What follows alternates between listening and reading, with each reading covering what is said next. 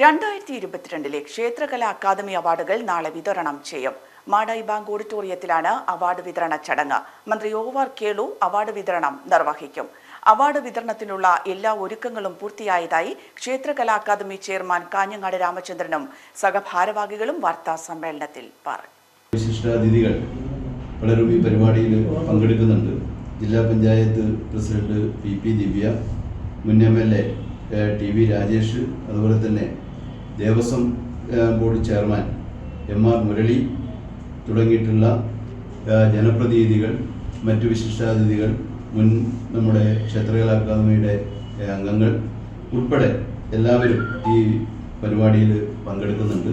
KS Chithra, Padmashri Ramachandra Pulavar, doctor Rajashree Warrier, doctor RLV Ramakrishnan തുടങ്ങി 36 പ്രതിഭകളെ അന്നേ ദിവസം ഉച്ചയ്ക്ക് ശേഷം 4 മണിക്ക് പുരസ്കാരങ്ങൾ നൽകി ആദരിക്കുകയാണ്.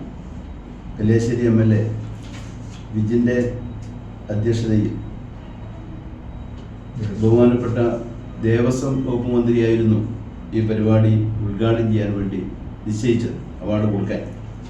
പക്ഷേ ദേവസ്വം മന്ത്രിക്ക് അന്നേ ദിവസം മുഖ്യമന്ത്രി അടിയന്തരമായി ദേവസ്വവുമായി ബന്ധപ്പെട്ടുകൊണ്ടുള്ള ഒരു യോഗം, ശബരിമല വിഷയവുമായി അവിടുത്തെ വികസനവുമായി ബന്ധപ്പെട്ടുകൊണ്ടൊരു യോഗം വിളിച്ചു ചേർത്തുകൊണ്ട് ദേവസ്വം മന്ത്രി തന്നെ പട്ടികജാതി പട്ടികവർഗ വകുപ്പ് മന്ത്രി ശ്രീ ഒ.ആർ. കേളുവിനെ ചുമതലപ്പെടുത്തുകയും അദ്ദേഹമാണ് ഈ പുരസ്കാരം വിതരണം ചെയ്യുന്നത്.